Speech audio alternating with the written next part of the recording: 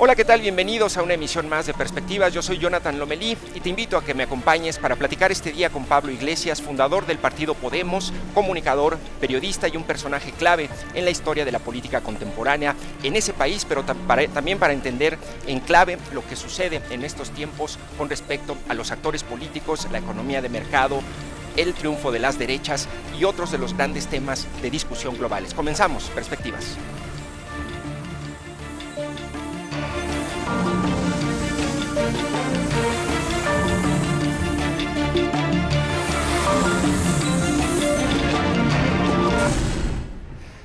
¿Qué tal? Bienvenidos a Perspectivas y no quiero demorarme mucho haciendo la introducción de nuestro invitado, solamente quisiera poner en contexto a la audiencia.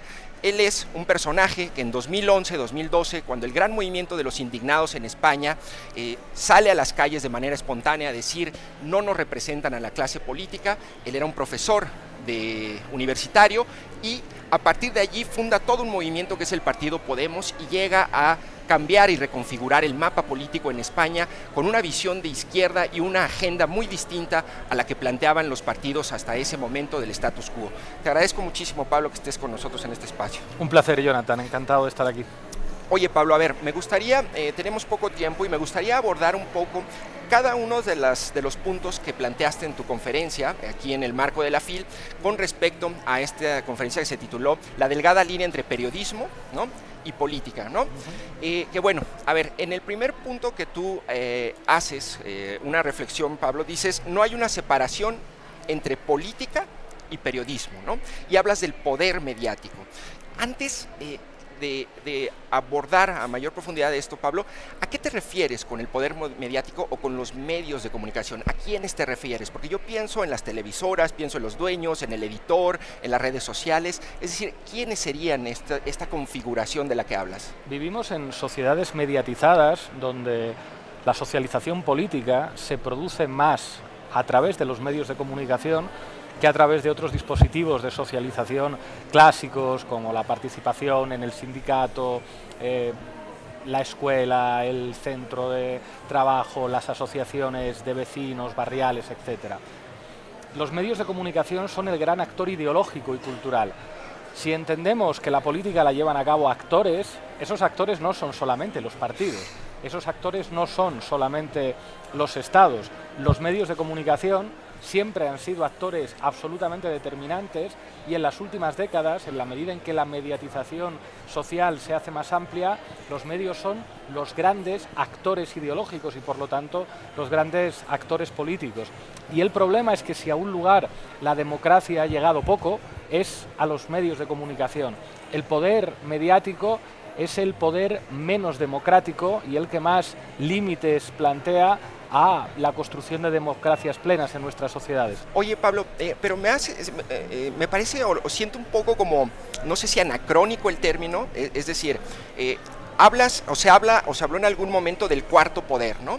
Pero a ver, hay dos contextos fundamentales en el poder mediático en este momento. Uno, las redes sociales, es decir, que no son necesariamente dueños tomando decisiones en un escritorio. Y dos, también está el factor de las crisis económicas que viven los medios. Es decir, aquí, al menos en México, las televisoras pues han tenido que lidiar con esos problemas, los periódicos están desapareciendo, es decir, estamos en los huesitos, los medios de comunicación privados siguen siendo poderosos, pero en ese contexto, el término poder mediático, ¿quiénes serían? Los grandes propietarios de los medios de comunicación. Los que queden. Tú hablabas de las redes sociales tienen dueños. Twitter ya no es Twitter, ahora es X y es de un señor muy particular que se llama Elon Musk, que ha estado hace poco siendo recibido como un jefe de Estado en Israel. Sí. Cuando hablamos de Murdoch y de lo que ha representado la Fox, teniendo incluso que pagar por mentir, habiendo normalizado el uso de la mentira en el periodismo, cuando hablamos incluso de los grandes grupos mediáticos españoles sostenidos por grandes empresas, si hablamos en España de A3 Media, si hablamos de Mediaset, que es de la familia de Berlusconi, de un violador y un delincuente político, estamos hablando de figuras enormemente poderosas que que prácticamente no tienen controles democráticos y que son en última instancia los que controlan lo que ven, lo que escuchan y lo que pueden leer millones de personas en el mundo. Ahora mismo lo estamos viendo con el genocidio israelí en Palestina. Es también una guerra comunicativa en la que la mentira se normaliza. Vemos, por ejemplo, el bombardeo de un hospital y parece que los medios de comunicación son incapaces de aclararnos quién es el autor, cuando todas las evidencias apuntan a Israel, o incluso vemos cómo Israel trata de sacar de su territorio a medios de comunicación como Al Jazeera o persigue a periodistas. Oye, Pablo, pero entonces tú no crees esta idea que se planteó justamente cuando inicia el movimiento de los indignados, el boom de las redes sociales, al menos aquí en México, esta idea de que las redes sociales era el nuevo espacio público virtual para dirimir democráticamente nuestras ideas, ¿no?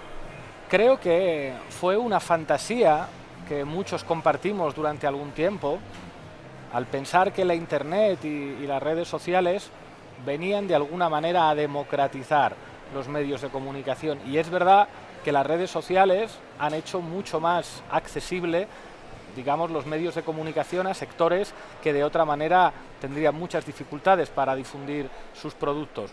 Nuestro caso, nosotros sin Internet, sin lo que significa YouTube, sin lo que significa Facebook, TikTok, X, no podríamos difundir lo que estamos haciendo. Pero no es menos cierto que las redes sociales siguen en buena medida siendo espacios de comentario a lo que hacen los grandes medios de comunicación. Claro. Se han convertido también en un espacio de toxicidad, de mentira y de bulo. Se han convertido también en un espacio de ruido y son también medios de comunicación privados con propietarios que deciden quién está y quién no. De hecho, el mensaje más contundente que yo he notado aquí es cuando se hilvanan el mensaje en los medios tradicionales y en redes, ¿no? Es decir, esa especie como de bola de nieve es cuando tiene más efecto.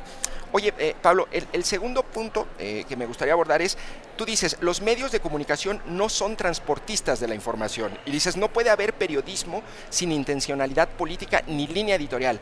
Claro.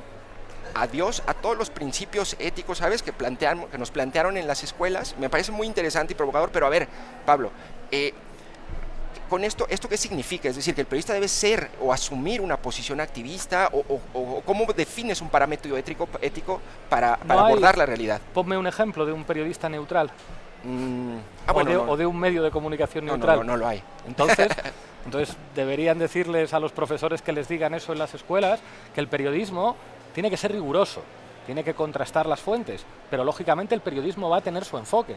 Es legítimo que un medio de comunicación conservador enfoque el problema de la migración desde la perspectiva de que eso puede generar inseguridad, del mismo modo que un medio de comunicación progresista debería enfocarlo desde la profunda injusticia social que obliga a que haya gente que tenga que irse de su ciudad o de su país para buscar un futuro mejor. Pero el enfoque, los valores, es parte consustancial de esa actividad profesional. Lo que es indignante es disfrazarse de neutral cuando es evidente que hay una línea editorial detrás. Y el problema es cuando esa línea editorial, en última instancia, está definida por millonarios.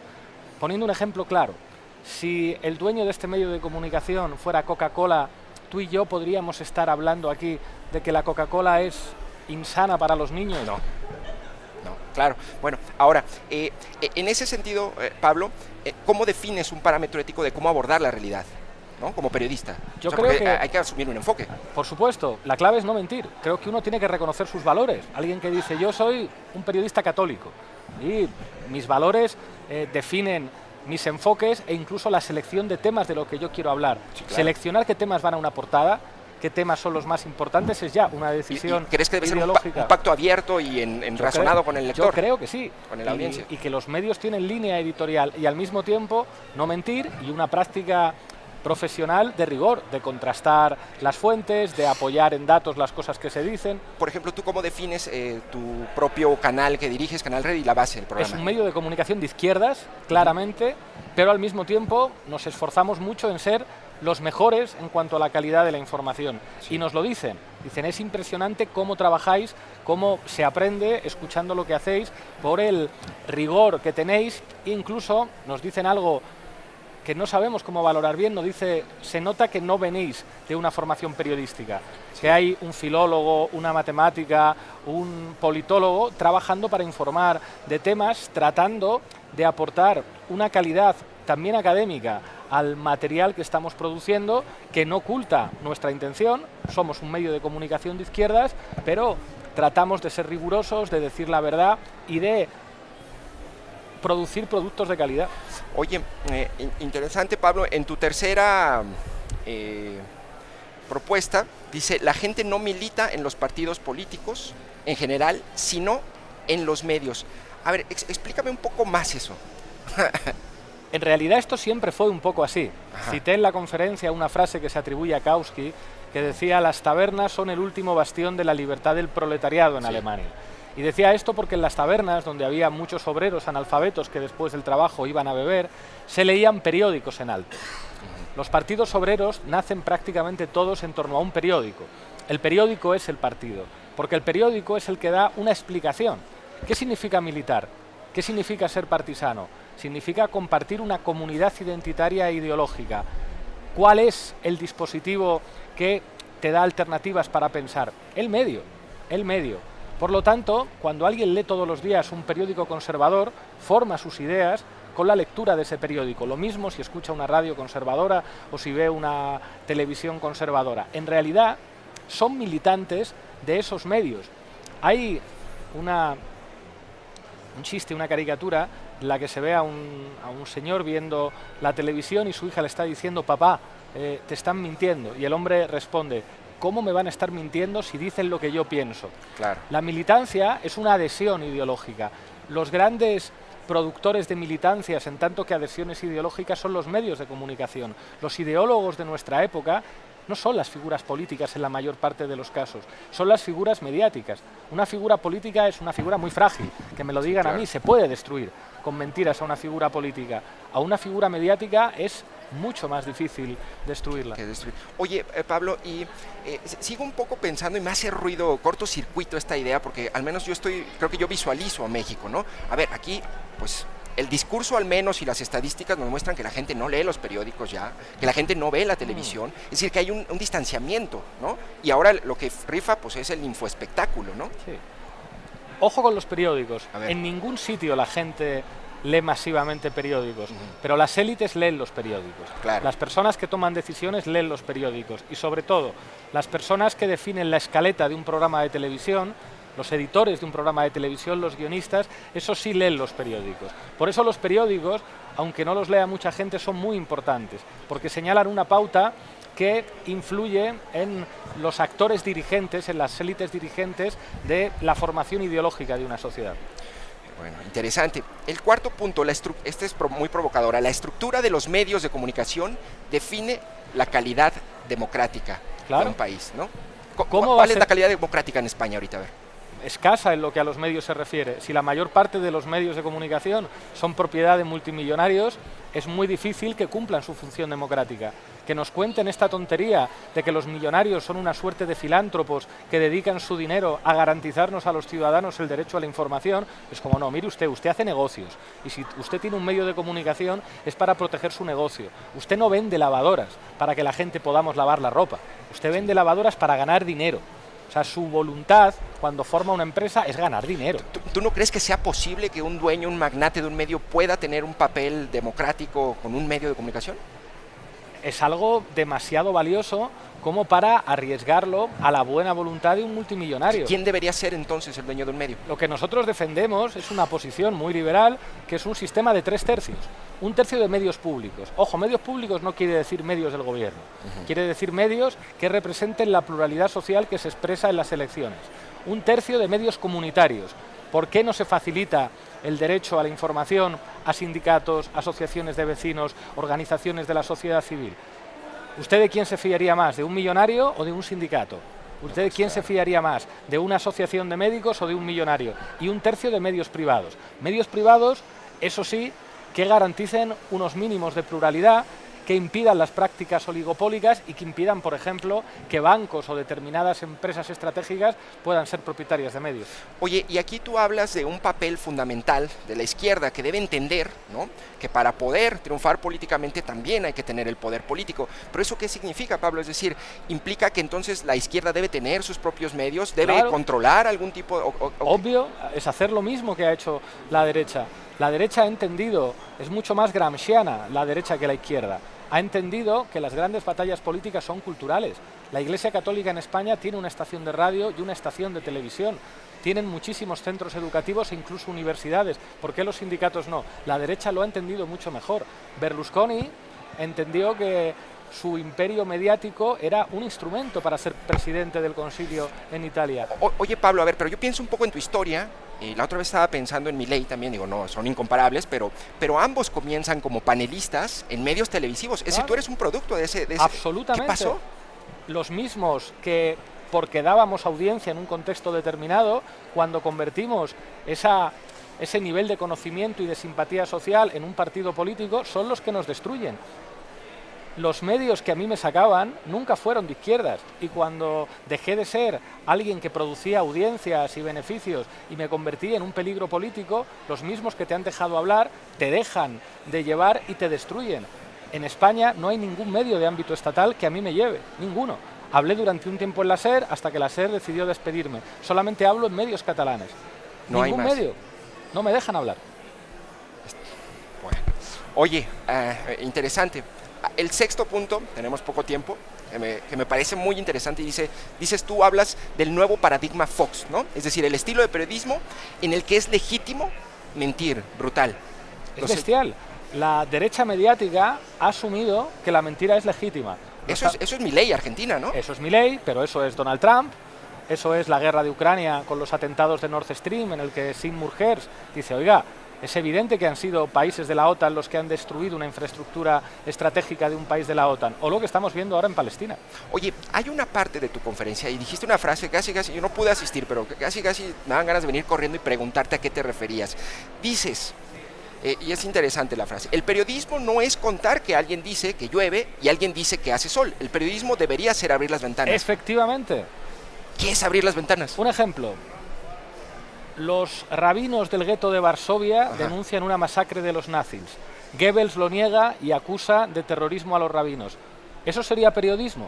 No. Periodismo sería contar la verdad, entrar al gueto de Varsovia y ver que los judíos tienen razón, que está habiendo una masacre. El periodismo no puede ser decir, Israel dice que ha sido un cohete de yihad islámica y las autoridades de Gaza dicen que ha sido un cohete de Israel. El periodismo tiene que contar quién ha lanzado el misil, tiene que abrir la ventana. Oye, a ver, te pongo otro ejemplo aquí, porque veo que te gustan y es bueno hacerlo a partir de ejemplos. En esta semana tuvimos una crisis política en el estado de Nuevo León, ¿no?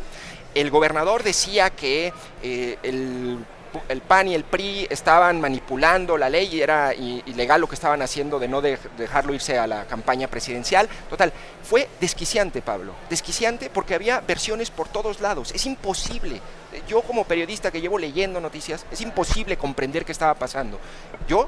Mi medio no tiene los recursos para mandar a alguien y decir y abrir las ventanas. Entonces, lo que tenemos es todo filtrado. ¿Cómo resuelves esa paradoja? Haciendo periodismo hay que ir. No hay de otra. No se puede informar de algo a partir de lo que informan otros si no hay garantías de que esa información... Pero no hay recursos y no hay capacidad para hacerlo. Por eso no puede ser un privilegio de los millonarios tener recursos para informar. Por eso es importante que haya medios de comunicación públicos sin ánimo de lucro y con otro tipo de finalidades. Oye, me parece triste, lamentable, que no pueda yo saber qué es lo que está pasando en una ciudad a unos kilómetros de aquí, ¿no? O sea, si eso es en corto, imagínate en una guerra como claro. Israel.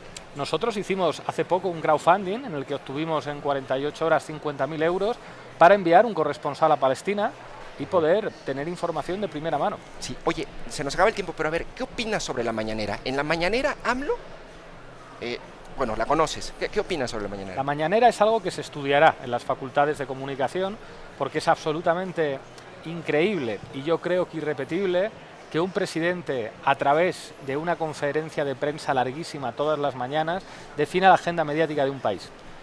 Eso ha hecho que en México el presidente de la República se convierta en un medio de comunicación, sea el primer youtuber del país y sea no solamente un líder político, sino ante todo un líder mediático, un líder ideológico gracias a la mañanera. Pero ojo, yo creo que la mañanera, tal y como la conocemos, no va a poder sobrevivir a AMLO.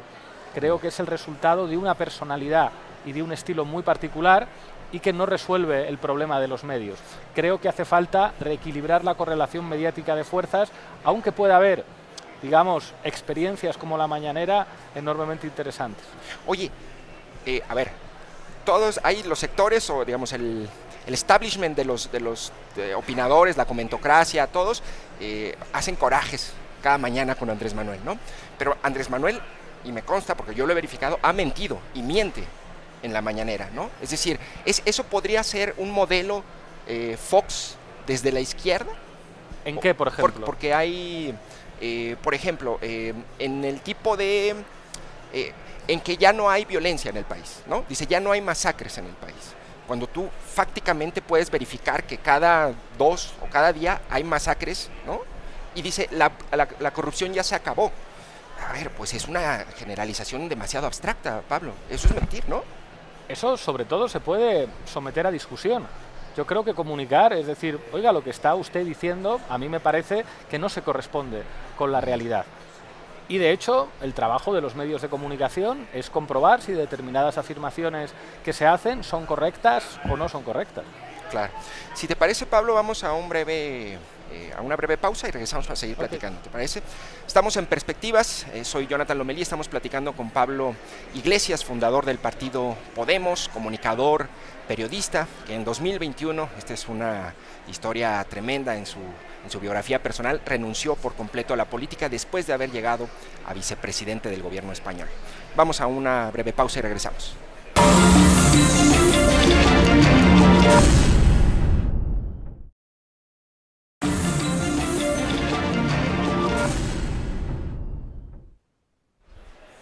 Hola, ¿qué tal? Seguimos en Perspectivas, estamos platicando con Pablo Iglesias, fundador del partido Podemos.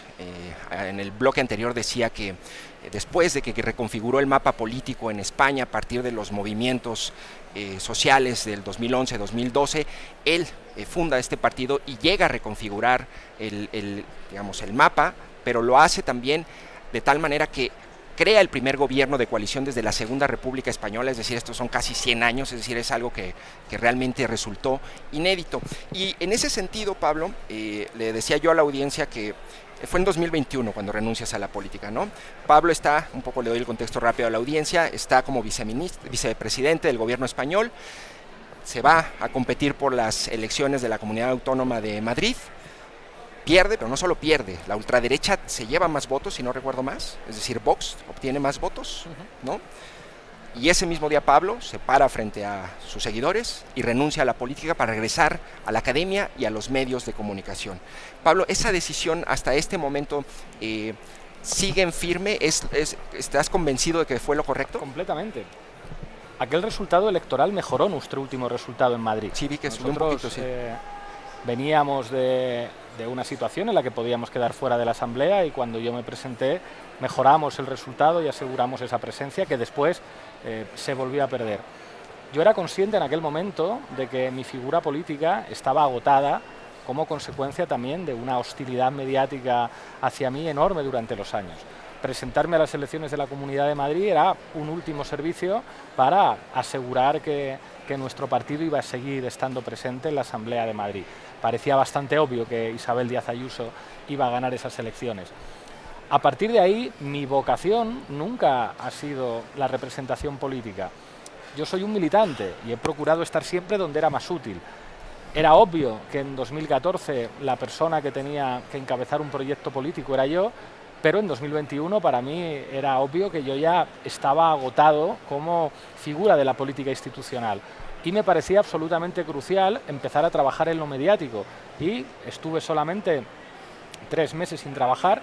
En el mes de septiembre, yo lo dejé en mayo, ya empecé a preparar la base y a colaborar en medios de comunicación. Oye, tú atribuyes, hablando un poco del poder mediático que planteábamos en el anterior bloque, ¿tú atribuyes que hayas perdido a este escándalo de una supuesta transferencia de dinero de Nicolás Maduro a ti en un paraíso fiscal? Es uno que fue una mentira, ¿no? Es uno entre tantos escándalos y mentiras.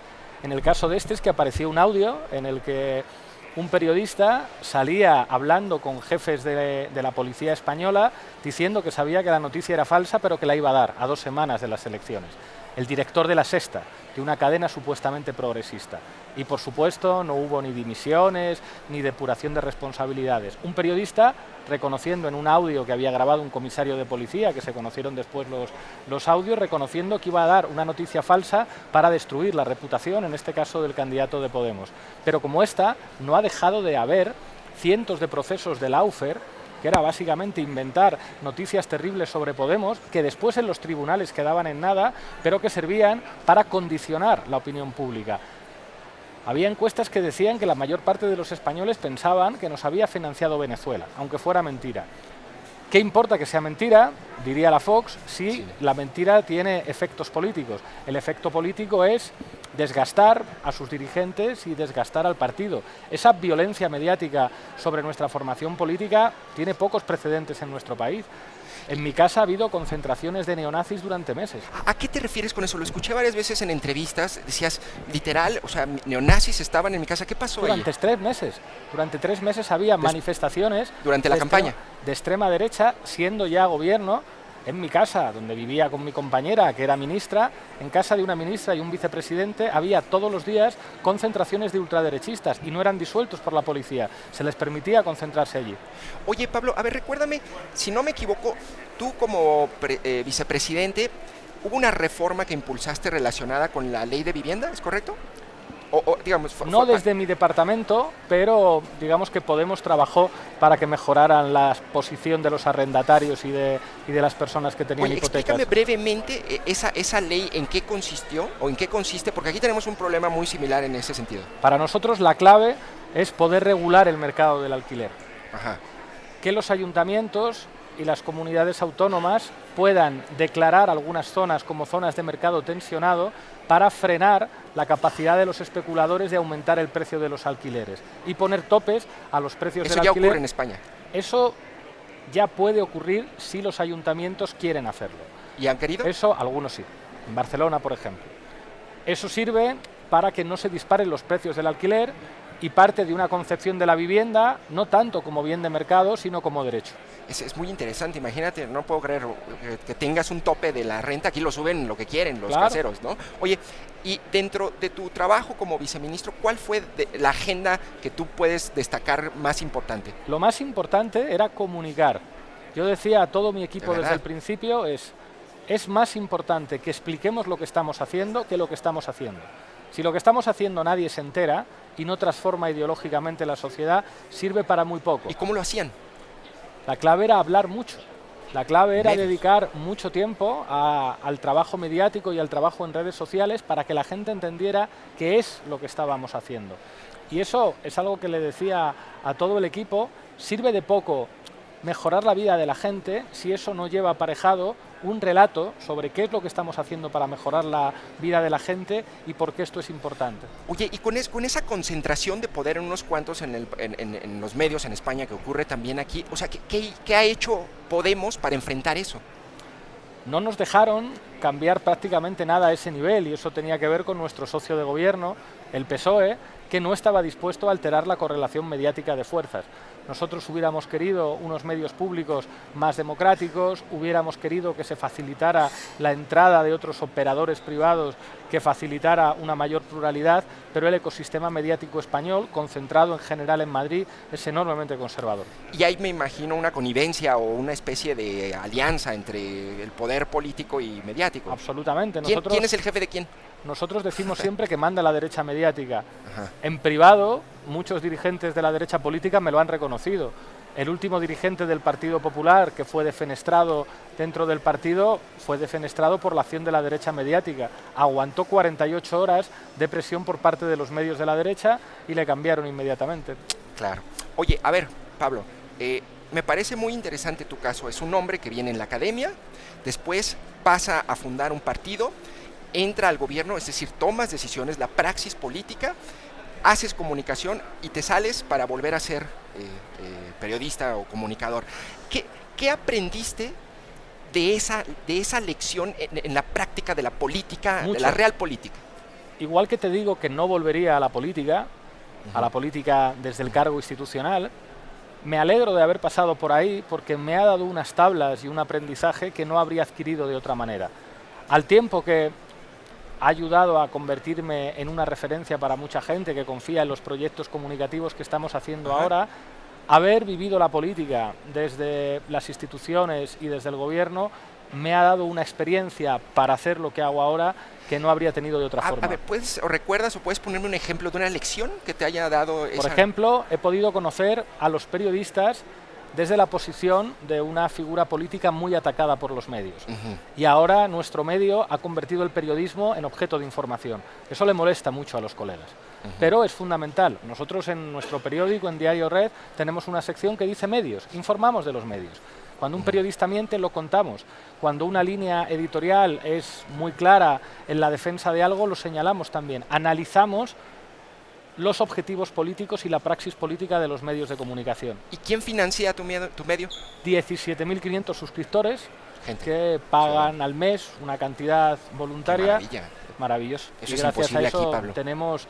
Hay que intentarlo, hay que decirle a la gente que si quiere un medio verdaderamente libre lo tienen que pagar. Nosotros no renunciamos a tener publicidad y otro tipo de financiación, pero el grueso de Por nuestra ejemplo, ¿de quién financiación sí son los reciben socios. publicidad? La publicidad de Google, que configuras... Pero si llega Heineken y te dice...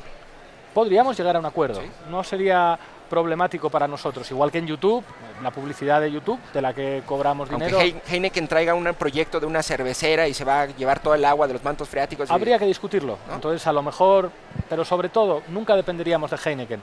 Claro. Podríamos siempre informar lo que nos dé la gana porque no dependemos de su dinero. Sí. Oye, perdón, otro ejemplo que me puedas dar de una lección de tu praxis en la política. O sea, pero con las instituciones, con los asambleístas, con los actores. Casi todas las llevo a lo mismo. Creo que hay que entender que lo fundamental de hacer política en nuestro tiempo es comunicar. Eso no quiere decir que la gestión no sea importante, eso no quiere decir que el boletín oficial del Estado no sea importante y que las leyes no sean importantes, pero en sociedades mediatizadas en las que el comportamiento electoral en buena medida viene determinado por los medios, la acción mediática es la acción política crucial. Oye, ¿y tú cómo lees lo que pasó en Argentina con Milei? ¿No? Es patear el tablero, rómpanlo todo, ¿qué significa? Bueno, andamos todos detrás de entender lo que ha ocurrido. Milei es también un fenómeno mediático. Completamente. Y el agradecido a algunos periodistas el que le dieran la relevancia que le ha permitido convertirse en lo que es. Creo que también es el resultado de una crisis de credibilidad de la propia democracia liberal. El propio estilo de Milei, digamos, sin compromisos, sin complejos. Creo que hay una derechización social notable como consecuencia de las políticas neoliberales. Creo que también la izquierda, y en particular en Argentina el peronismo, tendrá que hacer una lectura de cómo tendrían que haber actuado frente al fenómeno, porque durante algún tiempo también lo favorecieron porque perjudicaba al macrismo y finalmente el macrismo está vampirizando a Milei, pero desde luego es una pésima noticia. Oye, Pablo, ¿tú cuál es tu lectura o tu diagnóstico del momento que vivimos globalmente, nuestros sistemas democráticos, la representatividad que implica pues toda la clase política? Hay quien habla hasta de una crisis civilizatoria, no hay muchas razones para ser optimistas. Ajá. La democracia liberal está en crisis, el éxito de la ultraderecha es una realidad en el continente americano y en el continente europeo, la situación en Palestina es grave, la situación en Ucrania señala una crisis geopolítica que seguramente terminará afectando a las relaciones de Estados Unidos como primera potencia militar con respecto a China, la degradación ambiental está lejos de detenerse y en ese sentido pues encuentros como el de la COP en Dubái, que es una petrodictadura, pues no permite ser demasiado optimistas con lo que viene. Claro. Oye, y sobre la economía de mercado y todo lo que implica digamos, pues el dinero, que básicamente es lo que mueve en estos momentos toda la maquinaria, Pablo, ¿hay opciones para la izquierda en una economía de mercado feroz? Yo creo que la izquierda tiene que asumir que el combate ideológico también es contra el capitalismo. Hemos visto muchas películas en las que aparece el fin del mundo, pero muy pocas películas en las que aparece el fin del capitalismo. Yo creo que eso es solo decía Zizek, es una debilidad ideológica que la izquierda no sea capaz de señalar, que además de proyectos reformistas en el marco del Estado, se puede armar un proyecto de sociedad diferente del capitalismo, mucho más racional y mucho más sensato. Oye, Pablo, y en este contexto, en tu opinión, y con la experiencia que has adquirido a lo largo de tu carrera, ¿qué hace un buen político? ¿Qué atributos debería tener un buen político? No sé bien qué es un buen político, pero desde luego es muy importante que las figuras políticas se estudien. Hay dos maneras de saber de política, una es estudiar y otra es la experiencia y la práctica. Cuando se combinan las dos, los resultados es figuras políticas que aportan calidad. ¿Hay muchos en España que han logrado eso, o sea, combinarlo? Yo diría que no. En general, yo tengo una impresión aquí, que la clase política es tremendamente iletrada, instintiva. ¿Ocurre lo mismo allá? Sí, pero en el periodismo la situación es todavía peor. Sí. En la política hay corrupción, pero yo diría que en el periodismo más. ¿Cómo en el periodismo corrupción? Un periodista que miente es un periodista corrupto. Claro. Y eso hay que decirlo abiertamente. Oye, sobre el tema de la corrupción, Pablo, ¿sigue siendo un discurso, por ejemplo, en México? Hay instituciones, el presidente habla todas las mañanas de eso, todo el mundo habla de la corrupción, pero nadie la ha visto ni la ha aprobado, ¿no? Es decir, ¿qué papel juega la corrupción en los sistemas democráticos en este momento? La corrupción es casi consustancial al capitalismo, y eso creo que tendremos que entenderlo. Y la corrupción además es un mecanismo de profunda injusticia social, pero no es algo que afecte solamente a la política. Los corruptores son los poderes económicos, los que tienen la plata para sobornar son empresarios y los que tienen la capacidad para mentir son periodistas. La corrupción es algo transversal a todos los ámbitos de poder en una sociedad. La corrupción parasita los poderes, el político, el mediático, el económico, el cultural. Oye, Pablo, ¿y tú ya no regresas a la política? A la política institucional, no. Claro. Creo que ya estoy haciendo política desde lo mediático y es lo que me gusta, creo que es lo que se me da mejor y creo que es en lo que como militante soy más útil. Oye, ¿y no te reclaman tus compañeros? Oye, Pablo, ¿por qué nos dejaste? Mucha gente, pero hay algunos que por suerte han entendido que soy mucho más útil y mucho más eficaz en la posición en la que estoy ahora. ¿Qué significa eso, que eres más útil? Porque lo dijiste cuando dimitiste. Ahora muchos compañeros dicen, por fin tenemos una televisión que ver, por fin tenemos un periódico que leer, por fin tenemos potencia de fuego mediática propia. Y eso es porque Pablo se fue y montó Canal Red. Sí, y tiene... ¿Qué auguras para Podemos en el corto, mediano plazo? Podemos estar en una situación muy difícil, con una situación interna muy violenta y muy desagradable con otros partidos de la izquierda de los que fuimos socios. Ahora va a haber unas elecciones europeas muy importantes, veremos a ver qué ocurre. ¿Tú crees? Oye, aquí hay hubo un evento en donde se homenajeó a Raúl Padilla, el fundador de la feria, un hombre con muchos críticos, detractores, pero también muy celebrado y que ha aportado, y que aportó mucho, ¿no? Y un intelectual allí en ese homenaje recordó un planteamiento de Maquiavelo, que sé que te gusta Maquiavelo, ¿no? Hablando de Raúl Padilla, ¿no? Un hombre con claroscuros, que eso es un cliché, pero bueno, tengo que decirlo, ¿no? Y él recordaba esta frase, o esta idea de Maquiavelo, ¿no? Decía, para referirse a Padilla, el que quiera salvar su ciudad debe renunciar a salvar su alma, o aquel que quiera salvar su alma antes que su ciudad, probablemente perderá su ciudad. ¿Tú renunciaste a algo de eso, Pablo? Es una visión de Maquiavelo muy simplista, una suerte de maquiavelismo vulgar que dice el fin justifica los medios. Maquiavelo era un republicano que es el padre de la ciencia política porque explica buena parte de los mecanismos psicológicos de una disciplina universal.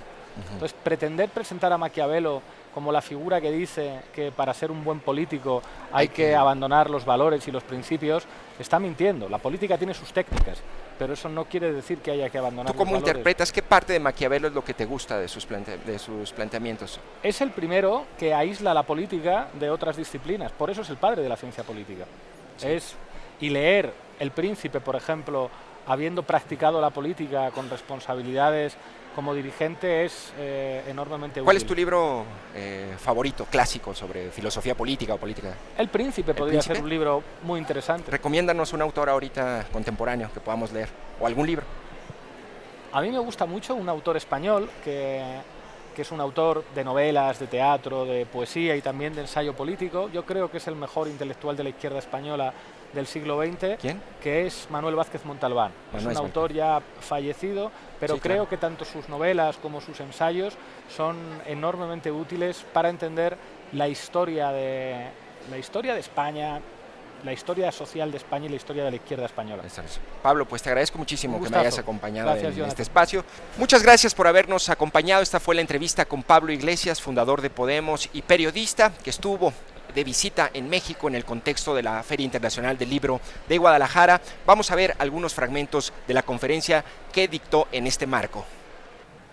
A propósito del título de esta charla, la fina línea que separa el periodismo y la política. Yo diría que no hay línea de separación.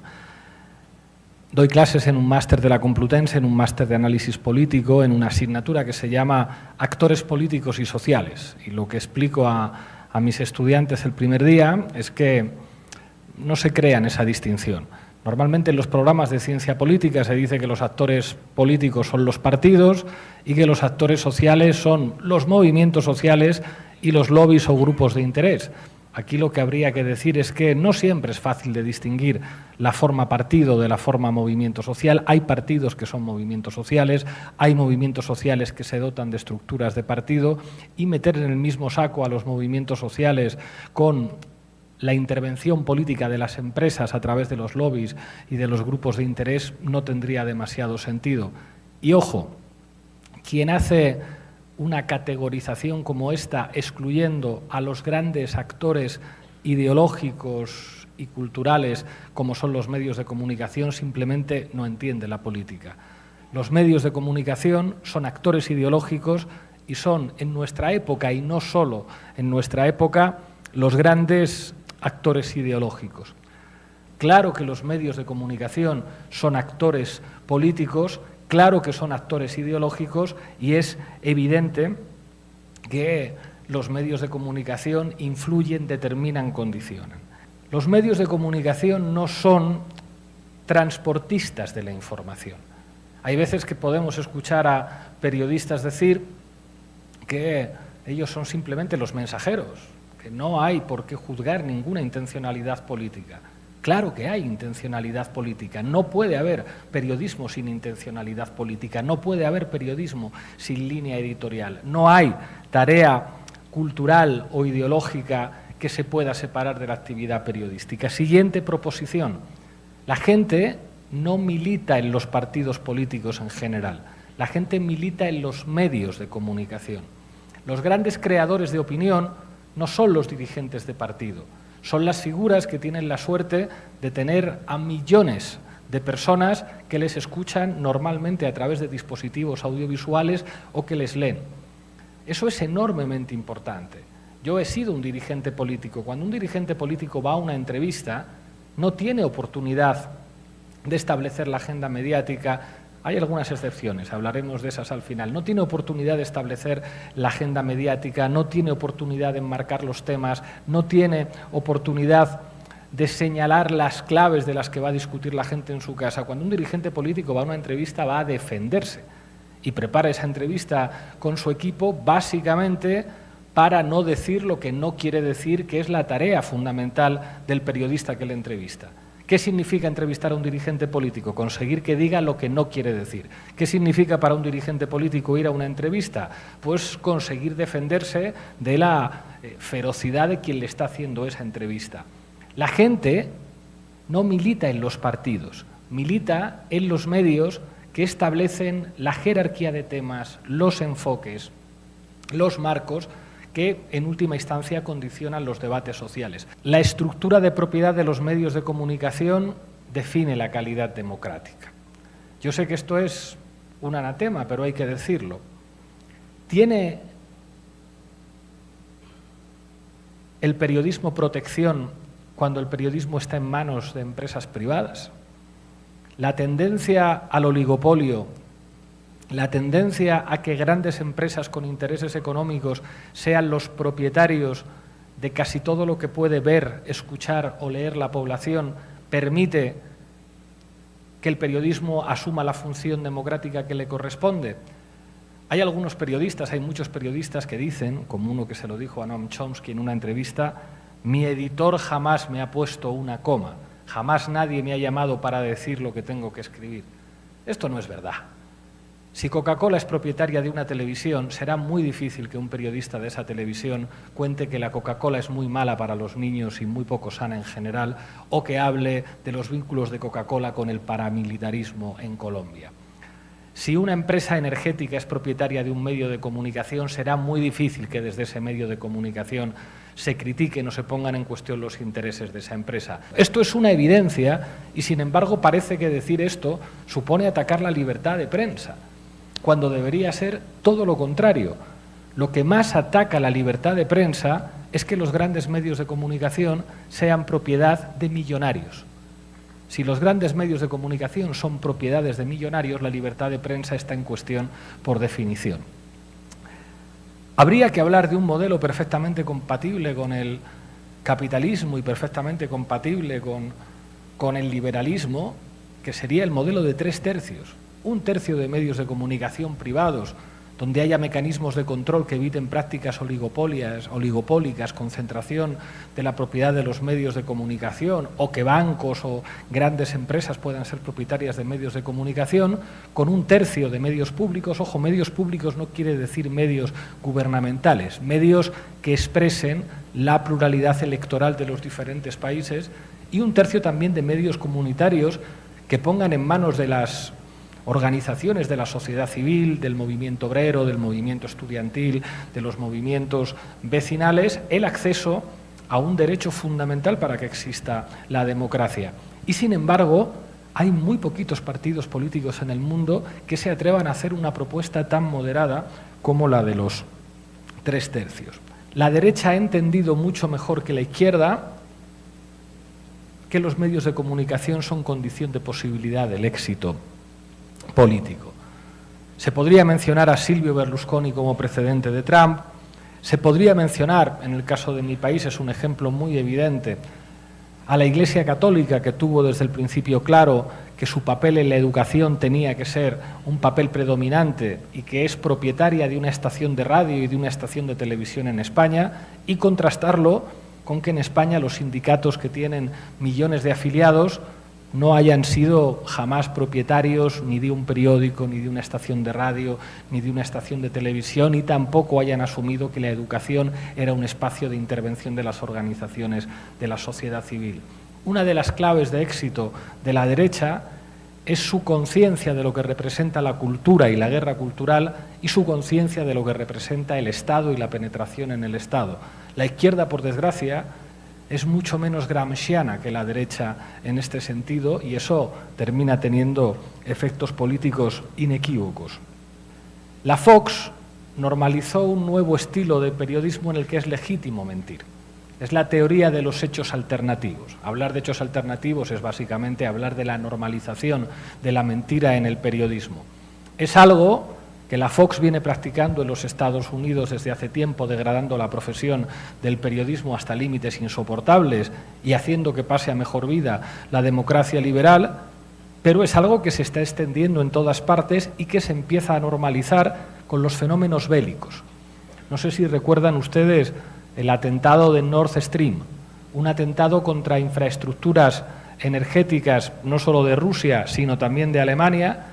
Una investigación de un premio Pulitzer señala que todo apunta a que serían países de la OTAN los que habrían ejecutado un atentado contra intereses estratégicos de un país de la OTAN como Alemania, y sin embargo la respuesta del periodismo fue generar confusión y decir no se sabrá nunca quiénes son los autores de este atentado. Lo estamos viendo en el caso del genocidio de Israel contra el pueblo palestino. ¿Quién bombardeó el hospital? Y a pesar de todas las evidencias, a pesar de todos los hospitales bombardeados por el ejército israelí, al final los medios de comunicación actúan de una manera que se podría ejemplificar así. Los rabinos denuncian una masacre en el gueto de Varsovia, Goebbels lo niega y acusa a los rabinos de llevar a cabo una conspiración terrorista. ¿Se imaginan el periodismo respondiendo a partir de las declaraciones? Esto es lo que dicen los judíos del gueto de Varsovia, esto es lo que dicen los nazis. El periodismo no es contar que alguien dice que llueve y alguien dice que hace sol. El periodismo debería ser abrir las ventanas. Sin embargo, en esta época se normaliza el paradigma Fox de los hechos alternativos. ¿Quién bombardeó el hospital? Les vamos a dar versiones periodísticas para todos los gustos, para que básicamente ustedes no lo sepan. La Base y Canal Red surge con la voluntad de construir un medio independiente de esas dinámicas y de un medio que haga algo que normalmente los periodistas no hacen: informar sobre los periodistas, informar sobre los medios.